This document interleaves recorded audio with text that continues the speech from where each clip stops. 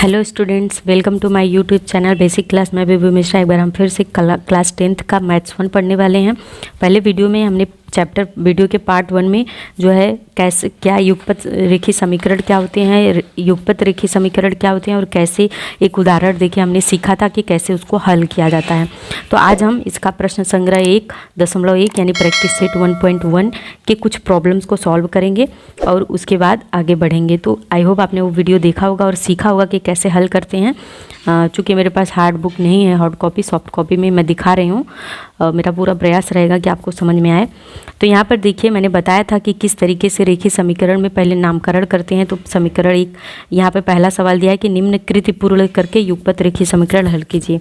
तो देखिए 10वीं के एग्जाम में 2-3 सवाल ऐसे आते हैं जिसमें बॉक्सेस बने रहते हैं और उसमें जो है आपको केवल फिल करना रहता है और मार्क्स मिलते हैं। तो ये बहुत ईजी होते हैं और इस पर फुल मार्क्स मिलने का ज़्यादातर चांसेस रहता है।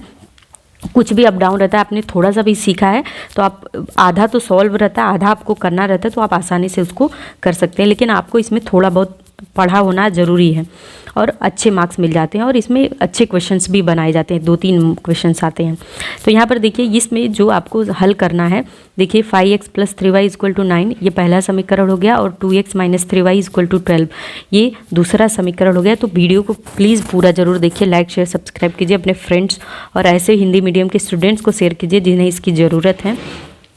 तो यहाँ पर देखिए इस समीकरण में समीकरण 1 तथा 2 को जोड़ने पर, तो मैंने बताया था यहाँ पर देखिए 3y पहले समीकरण में भी है और 3y दूसरे समीकरण में भी है। मतलब ये समीकरण पेन का इंक लग गया है। इन दोनों समीकरणों को देखो, जब क्या है समान है तो इसमें हमें किसी से गुणा करके इसको इक्वेटिंग कोफिशिएंट नहीं करना है, इक्वल नहीं करना है, बराबर नहीं करना है, केवल डायरेक्ट क्या करना है इसको जोड़ देना है। क्यों जोड़ने के लिए बात कही गई? क्योंकि इसमें प्लस है इसमें माइनस है। मैंने बताया था उस वीडियो में कि जब क्या रहे दोनों समीकरण क्या हो, जब दोनों समीकरण दोनों साइन मतलब जो चिन्ह होता है धन और ऋण अलग अलग हो, डिफरेंट हो तो जोड़ देते हैं। तो ये प्लस है ये माइनस है तो इसको जोड़ दिया। तो 5x धन 2x बराबर कितना हो जाएगा? यहाँ पे आ जाएगा 7x 7x और ये 3y - 3y कैंसिल हो जाएगा और 9 और 12 9 12 कितना होना चाहिए? अरे कितना बार होता है? तो जब 12 में हम 9 जोड़ देंगे तो यहाँ पर आ जाएगा 21 तो यहाँ पे 21 लिख देंगे। फिर x बराबर 21 बटा कितना हो जाएगा? 7 हो जाएगा। तो 7 से जब हम 21 काटेंगे तो x बराबर यहाँ पर 3 आ जाएगा। तो x का मान कितना आ जाएगा? 3 आ जाएगा। अब यहाँ पर x का देखिए सही हमारा आया है क्योंकि x बराबर 3 आया है समीकरण 1 में रखने पर। तो समीकरण 1 क्या है यहाँ पर देख लीजिए, 5x + 3y = 9। तो यहाँ पर x जहाँ है वहाँ पे 3 रखेंगे तो 5 × 3 यहाँ पर देखो 5 × 3 + 3y = 9। तो 5 3 कितना हो जाएगा? 15 और यहाँ पे 3y + 9 तो 3y = 9 - 15 यहाँ पे 15 आ जाएगा। तो 3y = 15 में से 9 जाएगा तो कितना बचेगा? तो आप 15 में से 9 घटाइए, देखिए 6 आता है क्या? हाँ, 15 में से जब 9 जाएगा तो 6 आएगा, लेकिन ऋण में आएगा क्योंकि ज़्यादा में से कम या कम में से ज़्यादा नहीं जाता है। तो यहाँ पे 3y = 15 माइनस जो है 6 हो जाएगा। तो y = -6/3 हो जाएगा, ऋण 6/3 हो जाएगा। तो 3 दूनी 6 तो y बराबर ऋण 2 हो जाएगा। यानी कि x का मान यहाँ पर लिखेंगे x 3 और y बराबर -2। ये समीकरण का हल है। इस तरीके से पहला सवाल हल हो जाएगा। अब यहाँ पर देखिए हमारा क्वेश्चन नंबर 2 है, दूसरा सवाल दिया है यहाँ युगपत समीकरणों को हल कीजिए। तो यहाँ पर देखिए 2 ही सवाल दिया है जिसमें 2 सवाल में पहला, दूसरा, तीसरा, चौथा, 5वां और 6वां कुछ सिमिलर है, लेकिन 7वां और 8वां ये प्रॉब्लम अलग है, एकदम से अलग तरीके से लगाना है। तो इसको मैं अलग वीडियो में बता के समझाऊंगी। लेकिन अभी हम पहला एक बार सीखते हैं। पहला क्या दिया हुआ है मैं यहाँ पर लिखती हूँ, उसके बाद हल करते हैं। यहाँ पर दिया है पहला प्रॉब्लम दिया है 3a + 5b = 26, ठीक है, कॉमा a + 5b = 22। वीडियो को पूरा जरूर देखिएगा फ्रेंड्स। तो हम पहले क्या बोले थे, मैंने क्या आपको बोला था, पहले इसका हम क्या करते हैं, नामकरण करते हैं, नेमिंग करते हैं। तो हम नामकरण कर देते हैं 3a + 5b = 26, ये हमारा समीकरण 1 हो गया। और a + 5b is equal to 22। ये हमारा समीकरण 2 हो गया। अब देखिए ध्यान से हमें अगर हम देखेंगे समीकरण 1 और 2 को, तो यहाँ पर 5b है, यहाँ पर भी 5b है, तो ये दोनों समीकरणों में b का मान समान है। तो हमें कुछ जो किसी भी चीज़ से गुणा नहीं करनी है, कुछ भी नहीं करना है, केवल b का विलोपन। विलोपन मतलब क्या होता है? विलुप्त करना, खत्म करना। तो हम b का विलोपन करने के लिए क्या करेंगे? समीकरण 1 से समीकरण 2 को घटाएंगे। मैंने बोला था जब साइन सेम हो तो क्या करते हैं? घटा देते हैं। सेम साइन में क्या करते हैं? सब्स्टिट्यूशन होता है। तो यहाँ पे साइन सेम है तो हम लिखेंगे समीकरण 1 से समीकरण 2 को घटाने पर। तो यहाँ पे लिखेंगे समीकरण 1 से समीकरण 2 को घटाने पर। ये स्टेप लिखना फ्रेंड ज़रूरी है, हर स्टेप पे मार्क्स मिलते हैं। तो समीकरण 1 से जब हम समीकरण 2 को घटाएंगे तो इसके स्टेप्स क्या हो जाएंगे वो देख लीजिए। हो जाएगा 3a + 5b = 26, ठीक है, और माइनस क्या हो जाएगा? a + 5b = 22। अब यहाँ पर देखिए जब हम घटाते हैं तो जो प्लस होता है वो माइनस हो जाता है। ये दोनों प्लस अब घटाते हैं तो जहाँ जहाँ पे ये प्लस का साइन है माइनस, प्लस का साइन है माइनस, प्लस का साइन है माइनस। तो 3a में से जब a चला जाएगा तो 2a बचेगा, और 5b में से 5b चला जाएगा तो कुछ नहीं बचेगा। मतलब b का विलोपन हो गया है यहाँ पे। विलोपन मतलब मैंने बताया आपको। और 26 में से 22 गया तो 4। तो a = 4/2, मतलब 2 × 2 2 दूनी 4। a का मान क्या आ जाएगा? a = 2 आ जाएगा। a का मान कितना आ गया? 2 आ गया। अब इसी तरीके से अब a का मान हम समीकरण 1 में रखें या 2 में, तो हम यहाँ पे लिखेंगे a = 2 समीकरण 1 में रखने पर। 1 में रखने पर तो समीकरण 1 में जब रखेंगे तो समीकरण 1 क्या है? 3a + 5b = 26 है, ठीक है। तो यहाँ पे जहाँ a है वहाँ पे क्या रखेंगे? 2। तो 3 × 2 + 5b = क्या हो जाएगा? 26। अब यहाँ पे 3 दूनी 6 + 5b = 26। अब क्या हो जाएगा? ये 6 जब बराबर के इधर आ जाएगा तो 5b = 26 - 6। तो 5b = 26 में से 6 गया 20, तो b = 20/20/5 हो जाएगा। ये 5 जब इधर आएगा तो बटे में हो जाएगा। तो इस तरीके से कि 5 × 5 = 5 × 20, b = 4। a का मान 2 आ जाएगा और b का मान 4 आ जाएगा। तो हम a, b = 2, 4 समीकरण का हल है। आंसर ऑफ इक्वेशन समीकरण का हल है, ऐसा कर सकते हैं। तो ये हमारा दूसरे का पहला सॉल्व हुआ है। उसके बाद हम दूसरे का दूसरा देखेंगे। यहाँ पे बुक में आपके सामने जो दिया हुआ है मैं दिखा रही थी। यहाँ पर देखिए दूसरे इसमें दिया है x + 7y = 10 और 3x - 2y = 7। ये वाला प्रॉब्लम सॉल्व करने वाले हैं। तो दूसरे का दूसरा सॉल्व करेंगे। यहाँ पे दिया है x + 7y = 10, 3x - 2y = 7। ये हमारा है। ये युगपथ रेखीय समीकरण को हल करना है। तो इसको हल कैसे करना है ये देख लीजिए। अब यहाँ पर दिया है 2 चरांक में से एक चरांक का हमें विलोपन करना होगा। यहाँ पर देखिए ये x है, ये 3x है, और ये 7y है, और ये 2y है। तो हम क्या करेंगे? समीकरण में गुणा करेंगे। तो किस समीकरण में किससे गुणा करें कि ये इक्वल हो जाए?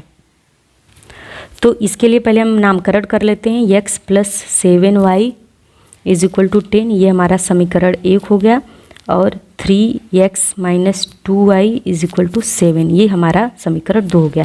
अब देखिए ये x है, ये 3x है। तो समीकरण 1 में हम जब 3x से गुणा करेंगे तो ये भी 3x हो जाएगा। तो यहाँ पर लिखेंगे समीकरण 1 में 3 से गुणा करने पर। तो समीकरण में 3 से क्या करेंगे? गुणा कर देंगे। तो जब गुणा करेंगे तो हो जाएगा 3x प्लस क्या हो जाएगा? 7 × 21y = क्या हो जाएगा? 10 × 30 हो जाएगा। तो ये हो जाएगा हमारा समीकरण नंबर 3। इसका नामकरण कर देंगे समीकरण नंबर 3। अब क्या लिखेंगे? समीकरण 3 को क्या करेंगे? अब ये प्लस है, ये समीकरण 2 माइनस है, तो ये अब क्या आ जाएंगे? डिफरेंट है तो समीकरण यहाँ पे सॉरी ये भी प्लस, हाँ ये प्लस है, ये माइनस है। समीकरण 3 में से समीकरण 2 को घटाएंगे, ठीक है। जब डिफरेंट साइन हो तो यहाँ पे लिख देंगे समीकरण, स्टेप लिखते हैं। समीकरण लिखेंगे समीकरण 3 में से समीकरण 2 को घटाने पर। अब समीकरण 3 में से समीकरण 2 को घटाएंगे तो इसका स्टेप्स क्या हो जाएंगे, 3x plus 21y is equal to 30, ये तीसरा समीकरण है। और दूसरा समीकरण क्या है, 3x minus 2y is equal to 7। अब ये जब माइनस करेंगे तो यहाँ पर देखिए जो प्लस है वो माइनस हो जाएगा, जो माइनस है ये प्लस हो जाएगा, ये प्लस है तो ये माइनस हो जाएगा। तो यहाँ पर देखिए ये तो कैंसिल हो गया, यहाँ पे 21y प्लस 2, तो यहाँ पे क्या हो जाएगा, 23y हो जाएगा, 23y। और यहाँ पे देखिए 30 में से 7 जाएगा तो यहाँ पे भी 23 हो जाएगा। तो y का मान जब हम ज्ञात करना होगा तो y इज इक्वल टू 23/23, मतलब कि 1 आ जाएगा। तो y की वैल्यू कितनी आ जाएगी, वेरिएबल y, चारांक y की वैल्यू 1 आ जाएगी। ये मैं बॉक्स बना दे रही हूँ, हाईलाइट रहे, आपको पता रहे। अब यहाँ पे y बराबर 1 का मान समीकरण 1 में रख देते हैं या प्रतिस्थापित करते हैं। तो y बराबर 1 का मान या y का मान समीकरण 1 में रखने पर, तो समीकरण 1 क्या है, समीकरण 1 क्या है, x plus 7y is equal to 10 है, ठीक है। तो वहाँ पर x plus 7y is equal to 10 में y, जहाँ पर y है वहाँ पे 1 रखेंगे तो x क्या हो जाएगा, x plus 7 multiply by 1 is equal to 10। तो 7 एकम 7, तो x plus 7 is equal to 10। तो ये जब प्लस 7 है इधर आएगा जाके तो x is equal to 10 minus 7 हो जाएगा। तो x इज इक्वल टू 10 में से 7 जाएगा तो 3 हो जाएगा। तो x का मान कितना हो गया, 3 आ गया, ठीक है। तो यहाँ पे लिख सकते हैं कि x, y is equal to कितना हो जाएगा, 3। x की वैल्यू 3 आई है, y की वैल्यू 1, 3.1। देखिए ये x अगर पहले लिखते हैं तो x का मान जो आया वो भी पहले लिखेंगे, और y पहले लिखेंगे तो y का मान दूसरे नंबर पे लिखेंगे। यह समीकरण का हल है। This is the answer of equation, समीकरण का हल है, ऐसा लिख देंगे। तो आई होप आपको इतना समझ में आ गया। ये अब हम तीसरे सवाल पर आते हैं। तीसरा सवाल दिया हुआ है, जो है बुक खोल के बैठिए अपने पास सामने से। सब प्रॉब्लम दिया है 2x minus 3y is equal to 9, comma 2x plus y is equal to 13। अब ये युगपत रेखीय समीकरण को हमें हल करना है। तो इस युगपत रेखीय समीकरण को हम कैसे सॉल्व करते हैं, चलिए देख लीजिए। यहाँ पर देखिए ये भी 2x है, पहले समीकरण का नामकरण करेंगे तो 2x minus 3y is equal to 9, और यहाँ पे 2x plus y is equal to 9। अब यहाँ पर देखिए ये समीकरण 1 हो गया, सॉरी यहाँ पे 13 आ जाएगा, 13। तो ये समीकरण 2 है। तो यहाँ पे देखिए ये भी 2x है, ये भी 2x है। तो इसमें कुछ करना नहीं है आपको, कुछ भी समीकरण का विलोपन करने के लिए, मतलब x का हमें विलोपन करने के लिए क्या करना है, केवल समीकरण 1 में समीकरण 2 को बस घटा देना है। तो यहाँ पर लिख देंगे कि समीकरण 1 से समीकरण 2 को घटाने पर, समीकरण 1 से समीकरण 2 को घटाने पर। तो यहाँ पर देखिए क्या हो जाएगा, 2x माइनस 3y।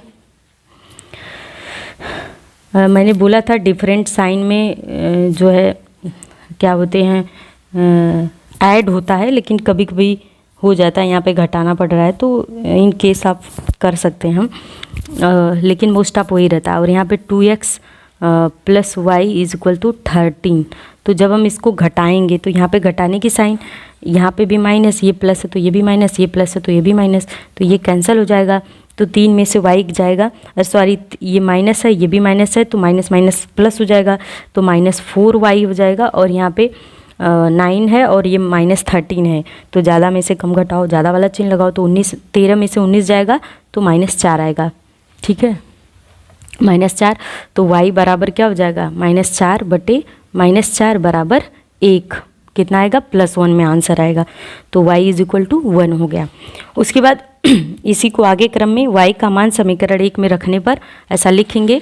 तो यहाँ पर लिख सकते हैं y इज इक्वल टू 1 समीकरण 1 में रखने पर। तो यहाँ पे समीकरण 1 में y का मान जब हम रख देंगे तो हमें क्या प्राप्त हो जाएगा वो देख लीजिए। तो यहाँ पे समीकरण क्या है, 2x minus 3y is equal to 9 है ना। तो यहाँ पर क्या है, y की जगह पे 1 रख देंगे तो 2x minus 3 multiply by 1 is equal to 9। तो 2x minus 3 is equal to 9, 2x is equal to 9 plus 3, ठीक है। तो x इज इक्वल टू 9 और 3 कितना होता है, 12 होता है, 12/2। तो 2 छक्का 12, x बराबर 6, ये हो गया। तो इस समीकरण का हल x, y is equal to 6,1 समीकरण का हल है। इसको इस तरह से लिख सकते हैं। आई होप आपको ये समझ में आ गया। बहुत मैं शायद थोड़ा फास्ट पढ़ा रही हूँ, आपको जैसा भी कुछ भी प्रॉब्लम अगर ऐसा होता हो तो मुझे कमेंट बॉक्स में बताइए, तो मैं उस तरीके से आप सुधार करूँगी। इसी तरीके से प्रॉब्लम नंबर 5, 5वां और 6वां भी है, तो 5वां देख लेते हैं। सॉरी, चौथा पे हम लोग चौथे पर हैं। तो चौथा देख लीजिए, यहाँ पे 5m minus 3n is equal to 19 और comma m minus 6n is equal to minus 7 दिया है। तो देखिए इस युगपत रेखीय समीकरण को जब हम हल करेंगे तो यहाँ पे पहले इसका नेमिंग करेंगे, नामकरण करते हैं। तो यहाँ पे लिखेंगे 5m minus 3n is equal to 19, ये पहला समीकरण हो गया। और m minus 6n is equal to minus 7, ये दूसरा समीकरण हो गया। तो अब यहाँ पर क्या करेंगे, समीकरण 2 को देखते हैं। समीकरण 2 में यहाँ पे 5, ये 5m है, तो यहाँ पे 5m से अगर 5 से गुणा करेंगे तो ये भी 5m हो जाएगा। तो सिंपल हो जाएगा समीकरण 2 में 5 से गुणा करने पर। समीकरण 2 में 5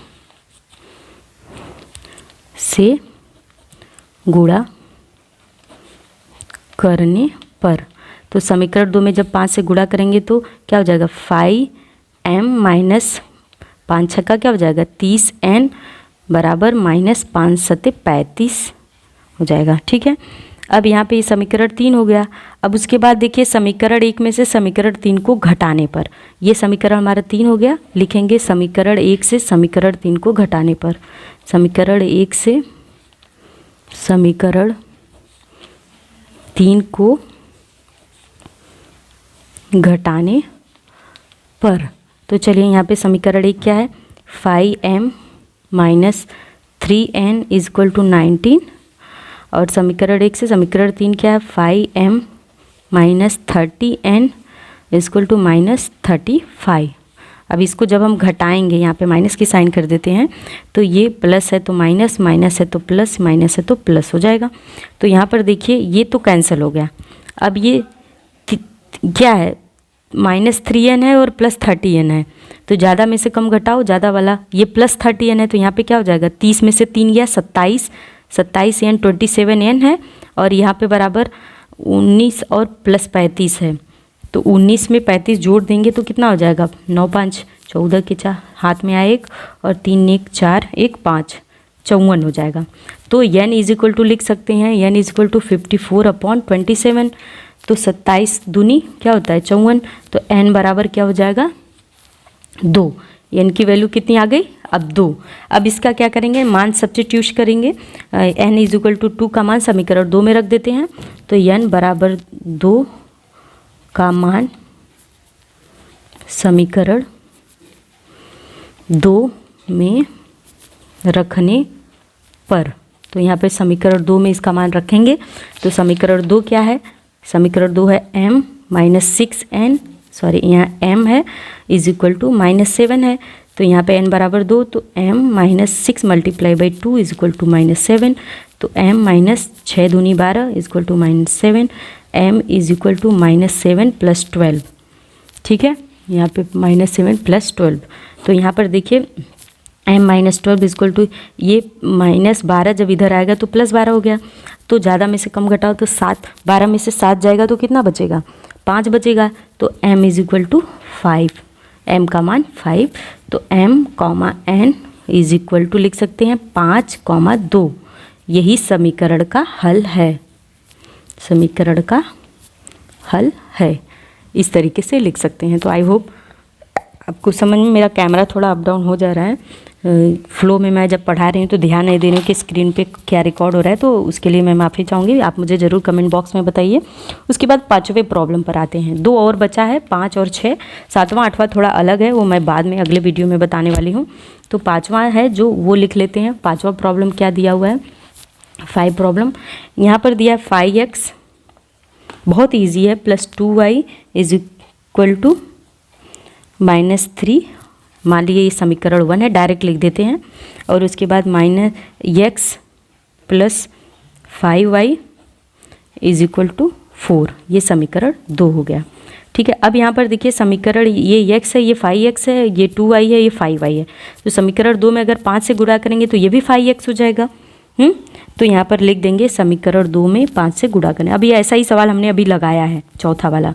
तो समीकरण 2 में 5 से गुणा करने पर, तो समीकरण 2 में जब 5 से गुणा करेंगे तो हो जाएगा 5x + 25y, 5 × 5 = 25 is equal to 5 × 20। ठीक है, ये हमारा समीकरण 3 हो गया। अब क्या करेंगे, समीकरण 3 में से समीकरण 1 घटाएंगे। तो लिखेंगे समीकरण 3 से समीकरण 1 घटाने पर। ठीक है, समीकरण 3 से समीकरण 1 घटाने पर, तो इसको लिख सकते हैं। पहले समीकरण 3 लिखेंगे 5x + 25y is equal to 20, फिर माइनस क्या हो जाएगा 5x + 2y is equal to -3।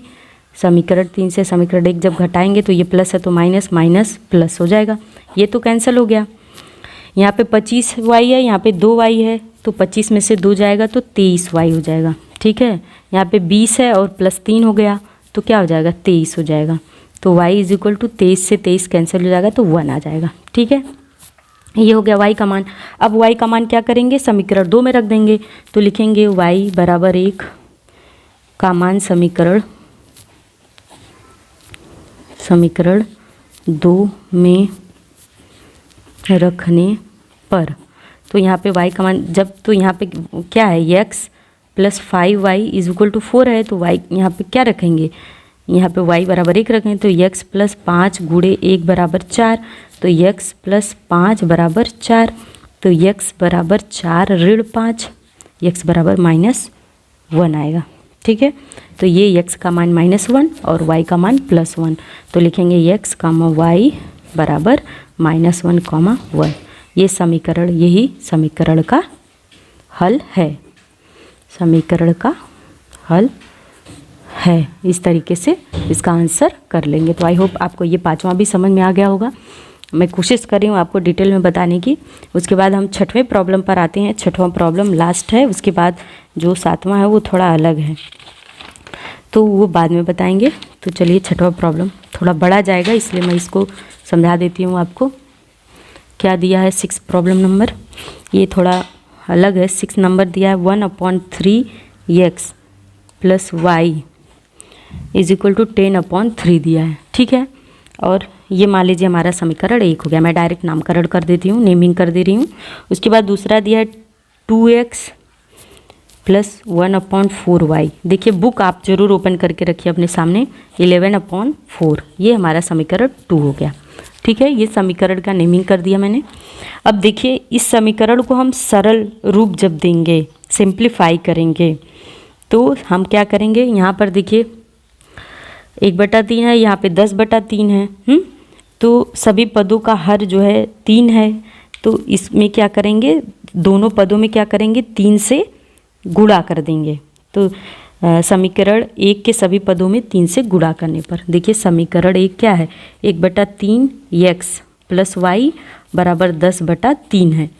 ये समीकरण 1 है। तो समीकरण इसका भी 3 है, इसका भी 3 है। तो जब हम 3 से गुणा करेंगे तो ये क्या हो जाएगा, कैंसिल हो जाएगा 3। तो इसको लिख सकते हैं कि समीकरण 1 के सभी पद में, लिखेंगे सभी पद में 3 से गुणा करने पर, 3 से गुणा मल्टीप्लाई करने पर, तो यहाँ पे 3 से जब हम मल्टीप्लाई करेंगे तो क्या हो जाएगा, 1/3 3x मल्टीप्लाई बाई 3, फिर प्लस की साइन है plus, y multiply by 3 is equal to क्या हो जाएगा 10/3 मल्टीप्लाई बाई 3। तो ये 3 इस 3 से कैंसिल, ये 3 इस 3 से कैंसिल, तो बचा क्या है x प्लस ये 3 का y से गुणा हो जाएगा तो 3y इज इक्वल टू 10 हो गया। ठीक है, तो ये हमारा तीसरा समीकरण हो गया। ठीक है, बस इसको ध्यान से हमें सिंप्लीफाई करना है। अभी स्टेप्स और सब जो करने वाले रहते हैं वो तो बाद में करेंगे। अब समीकरण लिखो, समीकरण जो है 2 है जो हमारा, उसको सरल रूप देने पर, अभी मैंने समीकरण 1 को सरल रूप दिया, तो समीकरण 2 को सरल रूप देने पर, सरल रूप देने पर तो कैसे देंगे? दूसरा समीकरण क्या है 2x प्लस 1/4y और इक्वल टू 11/4। तो यहाँ पर भी देखिए इसका 4 है और यहाँ पे भी 4 है, तो लिखेंगे समीकरण 2 के सभी पदों में 4 से गुणा करने पर, तो लिखेंगे समीकरण 2 के सभी पदों में या प्रत्येक पद में 4 से गुणा करने पर। तो हम 4 से जब गुणा करेंगे तो कैसे क्या प्राप्त होगा? देखिए 2x मल्टीप्लाई बाई 4 मतलब गुणे 4 प्लस 1/4 y गुणे 4 बराबर 11/4 गुणे 4। तो ये 4 इस 4 को कैंसिल करेगा, ये 4 इसको करेगा और इस 4 का 2x में मल्टीप्लाई होगा तो 4 दूनी 8x प्लस y बराबर 11।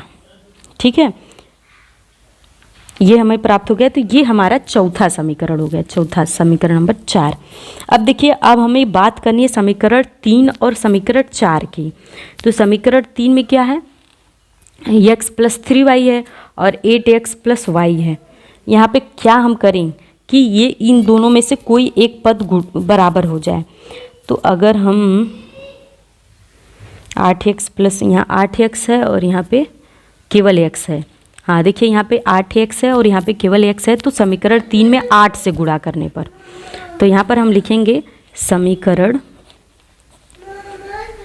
3 में 8 से गुणा करने पर। तो समीकरण 3 में जब हम 8 से गुणा करेंगे तो क्या हो जाएगा 8x प्लस 8 तियाँ क्या हो जाएगा, यहाँ पर देखो यहाँ पे 3y है तो 8 तियाँ 24y हो जाएगा, 24y और बराबर 10 8 80 या आधा में 80। अब ये हमारा हो गया समीकरण 5। ठीक है, अब 4 और 5 को देखो ध्यान से, समीकरण 4 और 5 को, तो ये भी 8x हो गया, ये भी 8x, ये y, ये 24y, 11 80। तो अब क्या करेंगे, समीकरण 5 में से समीकरण 4 घटाने पर, जब सेम साइन है तो सब्स्टिट्यूशन होता है, तो लिखेंगे समीकरण किसमें से, समीकरण 5 से समीकरण 4 IV4 को घटाने पर। तो जब हम इसको घटाएंगे तो कैसे लिखेंगे 8x plus 24y is equal to 80 और माइनस यहाँ की साइन रहेगी 8x plus y is equal to 11। अब यहाँ पे माइनस माइनस माइनस ये तो कैंसिल हो गया और 24 में से y गया तो कितना बचा 23y हो जाएगा।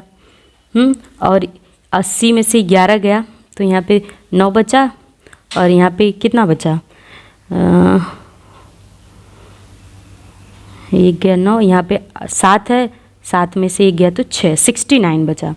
ठीक है, अब 69 को क्या करेंगे, 69 मतलब 23 एकम 23, 23 तियाँ 69 मतलब y बराबर 3, कितना हो गया 23 तियाँ 69 होता है, 23 3 जा 69 होता है, ये आपको पता होना है, ये भाग देते हैं, तो ये क्या हो गया y बराबर 3 हो गया।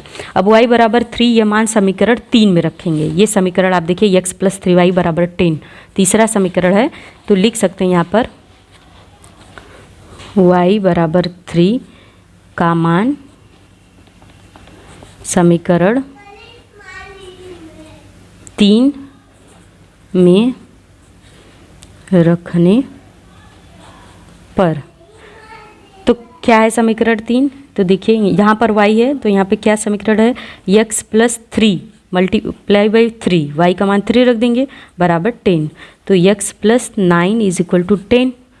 हाँ, और यहाँ पर क्या हो जाएगा, x is equal to 10 minus 9, तो x इज इक्वल टू 1 हो जाएगा।